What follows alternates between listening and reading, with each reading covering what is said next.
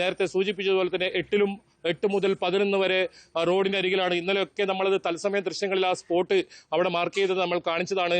റോഡിൽ നിന്നും നമുക്ക് ആ സ്പോട്ട് കാണാൻ പറ്റും. റോഡിൽ നിന്നും വാഹനങ്ങളിൽ എത്തിച്ചത് കൃത്യമായി അവിടെ തന്നെ കുഴിച്ചിടുന്ന സാഹചര്യമാണ്. അത് അദ്ദേഹം കൃത്യമായി ഓർത്ത് ആ സ്ഥലം ഇവർക്ക് ഉദ്യോഗസ്ഥർക്ക് പറഞ്ഞു കൊടുക്കുകയും അവിടെ മാർക്ക് ചെയ്യുന്ന സാഹചര്യമാണ്. 13 മാർക്ക് മാത്രമേ ഇപ്പോൾ ചെയ്തിട്ടുള്ളൂ. 100ഓളം മൃതദേഹങ്ങൾ വളരെ ക്രൂരമായ ബലാത്സംഗം ചെയ്ത രീതിയിലും അത് അത്രത്തോളം അയാളുടെ ആ പരാതിയിൽ തന്നെ പറയുന്നുണ്ട്. ഭീകരതമാക്കിയ രീതിയിൽ ബലാത്സംഗം ചെയ്ത രീതിയിൽ കുട്ടികൾ അടക്കമുണ്ട്. അതിൽ കേരളത്തിലുള്ള കേരളീയ വേഷത്തിലുള്ള ധരിച്ച പെൺകുട്ടികളും ഉണ്ടെന്ന ഞെട്ടിപ്പിക്കുന്ന വെളിപ്പെടുത്തൽ വരെ അദ്ദേഹം അതിൽ നടത്തിയിട്ടുണ്ട്. അങ്ങനെയാണെങ്കിൽ ഇനി കേരളത്തിൽ നിന്നും തിരോധനമായ ഏതെങ്കിലും കേസുകളുണ്ടോ? ഇനി ഇതിൽ വലിയ അന്വേഷണം നടക്കേണ്ടി വരും, പ്രതികളിലേക്ക് എത്തേണ്ടി വരും. ഏതായാലും ഇപ്പോൾ ലഭിച്ചിരിക്കുന്ന അസ്ഥി ഇതൊരു തുടക്കം മാത്രമായിരിക്കും. ഇനിയും ഈ തെരച്ചിൽ ഇത് ഊർജം പകരും. അതുകൊണ്ട് തന്നെ ഇനി വലിയ തോതിൽ ഇത് കൂടുതൽ ഒരുപക്ഷെ ടീം അംഗങ്ങൾ കൂടിയേക്കാം.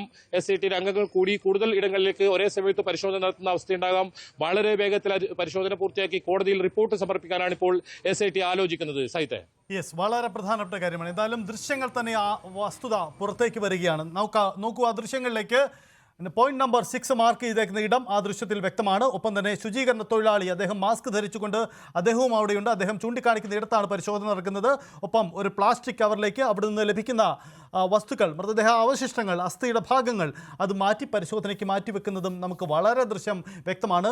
ബൈജു സൂചിപ്പിച്ചതുപോലെ ഇതാദ്യമായിട്ടാണ് SIT ടീമിൻ്റെ ഈ സ്ഥല പരിശോധനാ ദൃശ്യങ്ങൾ ഇത്ര അടുത്ത് വളരെ വ്യക്തമായി നമുക്ക് എത്തിക്കാനാവുന്നത്.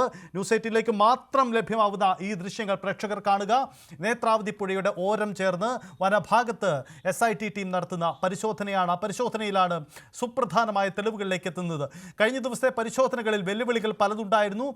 നേത്രാവതി പുഴയോരത്ത് വെള്ളം കെട്ട് കൂടുതൽ വരുന്നു. അതുകൊണ്ട് തന്നെ മണ്ണ് കുഴിച്ച് പരിശോധന അസാധ്യമാവുന്ന സാഹചര്യമുണ്ടായിരുന്നു. പക്ഷേ ഇന്നത്തെ പരിശോധനയിൽ സുപ്രധാനമായ ചില കണ്ടെത്തലുകൾ. ഇതാ ദൃശ്യങ്ങൾ കാണുന്നത് മൃതദേഹാവശിഷ്ടങ്ങൾ, അസ്ഥിയുടെ ഭാഗങ്ങളാവാം. ഒരു പക്ഷേ അവിടുന്ന് SIT ടീം അംഗങ്ങൾ അവിടെ നിന്ന് കൊണ്ടുപോകുന്നു, അവിടുന്ന് മാറ്റുന്നു എന്ന് വേണം നമുക്ക് മനസ്സിലാക്കാൻ ആ ദൃശ്യങ്ങളിൽ നിന്നും. എന്തായാലും പരിശോധനയിൽ അതിസുപ്രധാനമായ കണ്ടെത്തലുകളിലേക്ക് ഈ അന്വേഷണ സംഘം എത്തുകയാണ്. പ്രത്യേക പ്ലാസ്റ്റിക് കവറുകളിലേക്ക് മൃതദേഹാവശിഷ്ടങ്ങൾ മാറ്റി അവിടെ നിന്നും അത് കൊണ്ടുപോകുന്നു എന്നതാണ് പരിശോധനയുടെ സാഹചര്യം. പാജി സൂചിപ്പിച്ചതുപോലെ ഇന്നത്തെ പരിശോധന കൂടുതൽ ഊർജ്ജം നൽകുന്നതാണ്. സത്യം പുറത്തു കൊണ്ടുവരാൻ അന്വേഷണ സംഘത്തിന് കൂടുതൽ ഊർജ്ജം നൽകുന്നതാണ്. കാരണം അത് കൂടുതൽ തെളിവുകളിലേക്ക് വരുന്നു. അങ്ങനെയെങ്കിൽ പോയിന്റ് നമ്പർ 8 അടക്കമുള്ള മറ്റ് തന്ത്രപ്രധാനമായ ഇടങ്ങളിലേക്ക് ആ പരിശോധന നീളുമെന്നതാണ് ഇനി ഉണ്ടാവുന്ന സാഹചര്യം.